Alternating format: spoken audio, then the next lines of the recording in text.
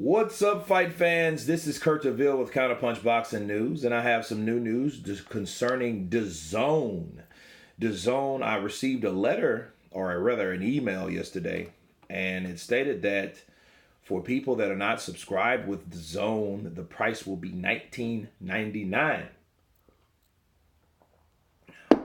And if you are currently a subscriber, which I am, the price of $9.99 will remain until March of 2020. So for a whole year, we get the same content. We get the same perks for $9.99, which is $10.57 after taxes, people.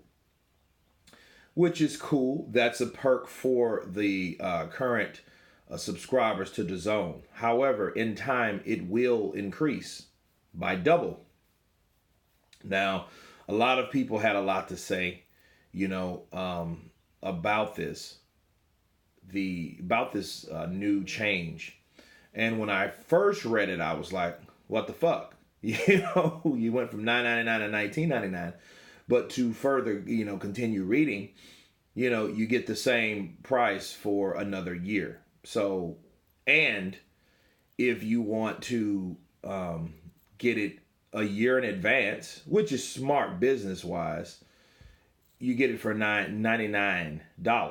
Okay, so if you do the math on that, that's cheaper than getting it from month to month, a lot cheaper. You save a lot of money. You save like $30, if you were going to do the math on those things. So, but again, that's a smart business move by Dazn. They're up in the ante, and they're giving perks to the people that already subscribe to the platform. Now, of course, people would complain. The pitch has to change. It's not just $9.99, especially for new subscribers. And it actually makes sense because a lot of times if you got like a cable package or a satellite package or whatever, like if you got Comcast, because I used to work for Comcast back in the day, and they would give new packages to new people that, just to bring them in, while the people that were there, the loyal customers, would get shitted on with the same content and the same package. So then they would call in like, well, wait a minute, I heard my neighbor has it for $39.99 and I'm paying $69.99. What the hell? You know what I mean? So you have to explain, well, that's a promotion, and that's why. And they're like, well, that's not fair. What does that mean for us that are loyal customers? So it's but this time it actually makes sense. They actually did it the right way, because it is. If you're a loyal customer and you're already a subscriber when the platform first introduced itself here in the Americas, or in America, you took advantage of it and you got it for $9.99, and the first month was free, So, yeah, that was the pitch. The pitch would change now, and you think about it, it's still good, because let's say you wanted to watch the Danny Jacobs-Canelo fight, right? Well, you're going to pay your $19.99 or whatever for that month. Watch that fight. If you don't like the other content of that platform, you could cancel after that. That's a no-brainer. And $19.99 is surely better than $74.99 a pop. You know what I'm saying?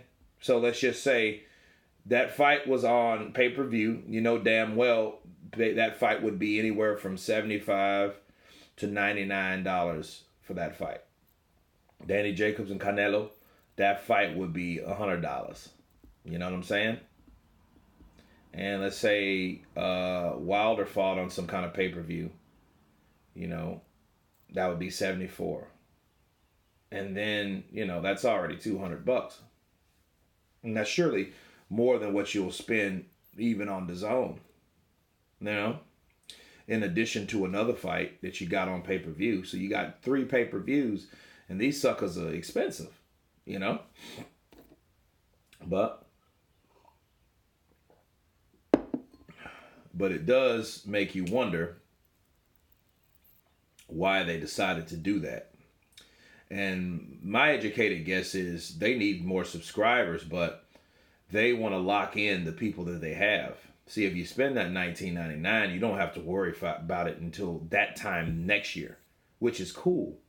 You know what I'm saying? That's that's awesome, but I see the downside to it too. Let's just be real. Like, to come out of your pocket for $99, you know what I mean? Especially if you're tight, if you're a tight-minded guy, if you're a frugal guy, you don't like the idea of coming out $100. You know what I'm saying? And it just that idea of watching something current. That's just like Netflix. A lot of people pay month to month. You know what I mean? The smart ones would pay, like, I'll pay this much a year and save some at the end. We're paying it all at one time. So I'm securing my package. I'm securing my subscription service. That's a smart move because you're looking at it long distance term. A lot of people are not long distance or long term minded. They're not. They're short term. Like, hell no, I don't pay $100. I don't pay $100. I just want to see the Danny Jacobs Canelo fight. Okay, fine. Wait till it comes on, and then get the app. Download the app. And then pay for the subscription for that month. But it is a platform. You have a lot of content on there. That is that's gonna be the go-to. Like the go-to platform for, like, is Netflix to boxing. When I was younger, maybe late teens, when I was boxing, and I was a lot smaller. I was like 160. But I wanted to always see the classic fights, okay? And this is before ESPN Classic, and I missed that. I don't think they even have that no more. But they had the old content on there. They had, Rocky Marciano, Jersey Joe Walcott. They had like all the Muhammad Ali fights. They had a lot of fights on there, man. That Max Schmeling versus James Braddock. They had a lot of fights on that platform. And the thing about it, it was something that I wanted. That was something, it was a demand for me.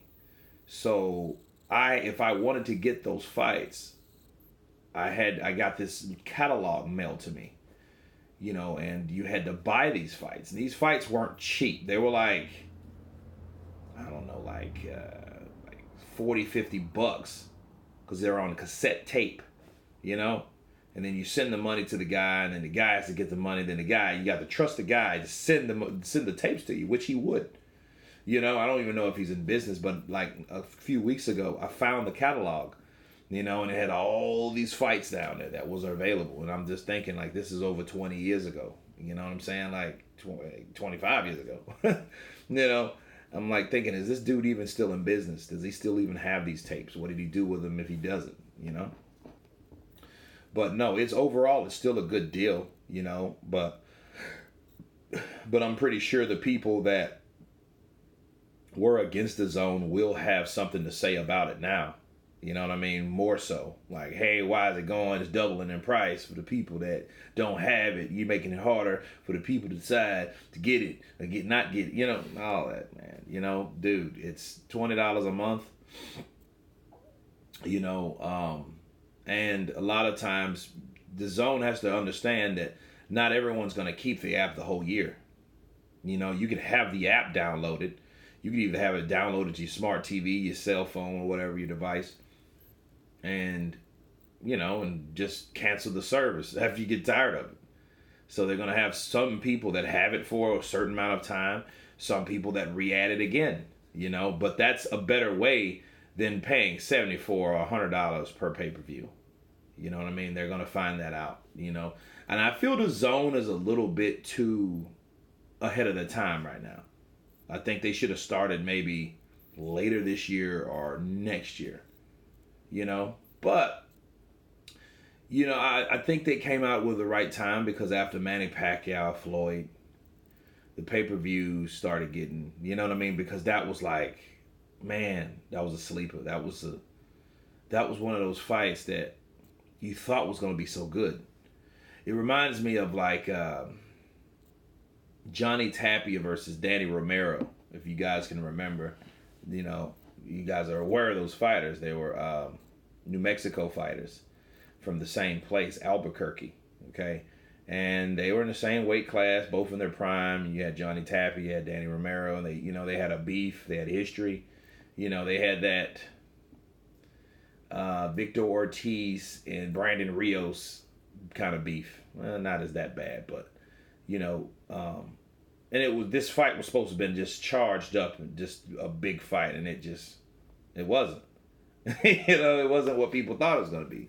You didn't have any knockdowns. You didn't have no heated exchanges. You didn't have any of that, right? So, Manny Pacquiao fighting Floyd Mayweather was no exception. It was one of those fights that's supposed to have been the fight.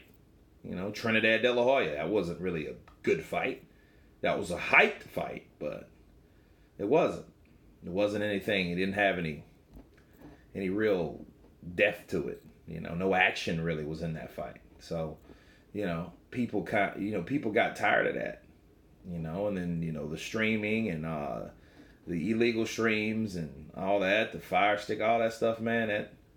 That hit pay-per-view for a blow, but that was a direct counterpunch to people paying or people getting sick of paying that amount of money. So, Dazn, at the end of the day, it's not too bad. It's just it's more of an investment. So if you're gonna be smart and you want to see all that stuff, you should just pay the $99 and you be done with it for that year, for a whole year. So that's what I would do. But anyway, you guys tell me what you think about Dazn upping their prices. Of course, please subscribe.